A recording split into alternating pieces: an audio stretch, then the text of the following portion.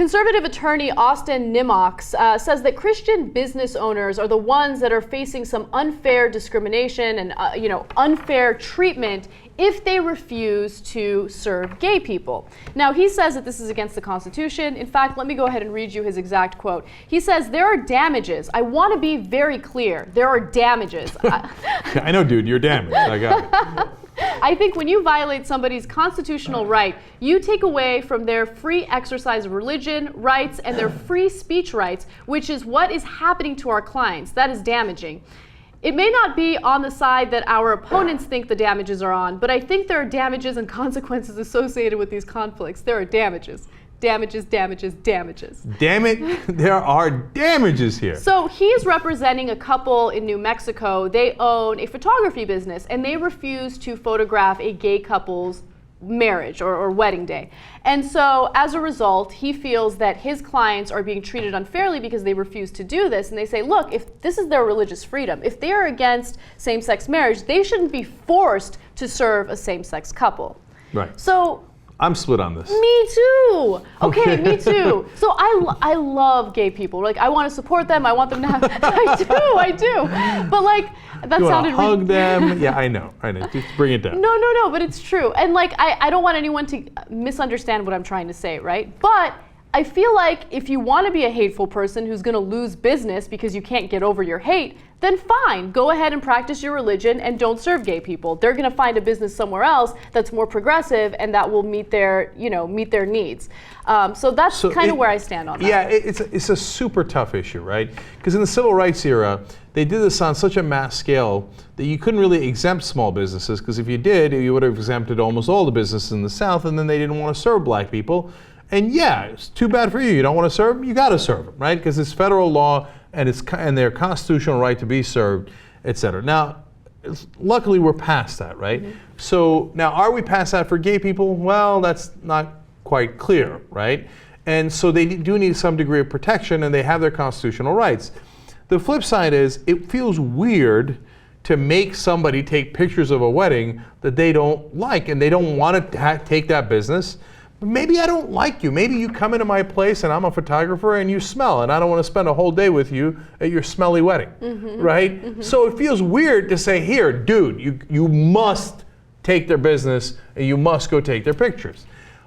I know why. I know legally and constitutionally why they force them to do that. Right. But they also have a right to exercise their religion, and I know that their religion has been used to justify slavery and all the terrible things and the good things in the world, both sides, right? And in this case, it's being used to justify discrimination against gays. It's a tough issue. It's a very tough issue. And also, I mean, when you really think about it, I kind of like that there's a little transparency here. I like that they're being open and honest about the fact that they don't like the gay community, because honestly, I don't want to support your business if you don't like the gay community. Right. I don't want to pay you for anything. Yeah, and I don't want you taking crappy pictures of my wedding that's otherwise going to be lovely. And so my rule at this point, and it's fair to disagree with it, would be that I would exempt businesses under 50 people. So actual small businesses. You get above 50 employees, that you're a big enough business that you've got to serve the whole public. And if you don't like that, that's a sad day for you. People have their constitutional rights. We can't have McDonald's saying, I'm not going to serve gay people, et cetera, right? Yeah. But at the same time, if you're a local mom and pop shop like this and you want to be hateful on your own and you want to use your religion to justify it, like you said, Anna, I have at it, Hoss, and everybody's better served not dealing with each other there, because I don't want them at the gay wedding and they don't want to be at the gay wedding. And yes, they do have religious freedoms, and that's why it is a tough constitutional balance. And by the way, the reason the guy keeps saying damages is because he wants to get paid. And the only way you get paid is if you can prove that there are damages. There has been a tremendous amount of gay acceptance recently, and I love that. That's great news. But at the same time, it would be naive to deny the fact that there is still a lot of discrimination among the gay community or toward the gay community. And I want to focus a little bit on anti-gay hate crimes, because we experienced a little bit of an increase in 2013. Now, let me give you some numbers from 2012. That was the last time that there was a national study done on anti-gay hate crimes.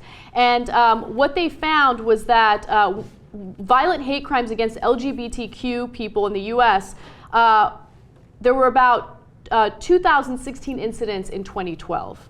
But if you look at homicides, there were about 25 in 2012.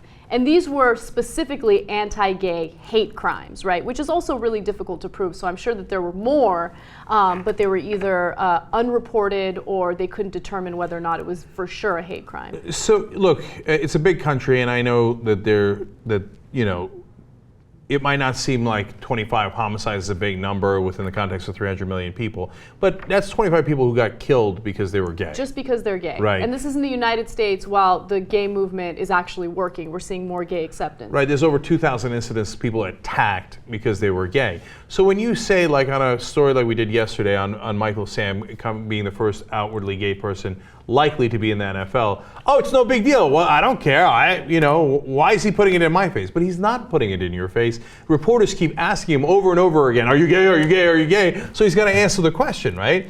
And to say it's no big deal, well, it's no big deal to you, but it is a big deal to the 2,000 people who got violently attacked because they were gay. It's a big deal to the people who lost family members, 25 people killed because they were gay. Just because you're not hateful against gays doesn't mean that other people aren't.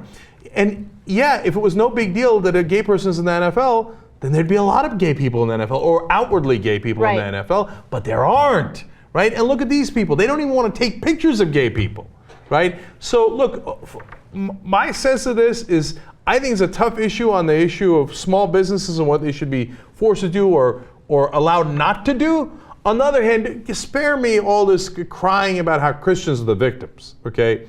You're not the victims. Unfortunately, Christian fundamentalists are the ones that have oppressed gays in this country and many other countries. Also, Muslim fundamentalists and other fundamentalists have oppressed gays. Christians are in the great majority in this country.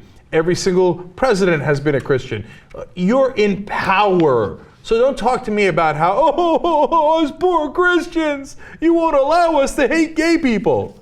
Yes, sometimes we're protecting their rights as well. If you don't like that we're taking away your freedom to hate them and be intolerant towards them on a mass scale, well then that's a sad day for you. It's called the United States Constitution and it's supposed to protect every single citizen.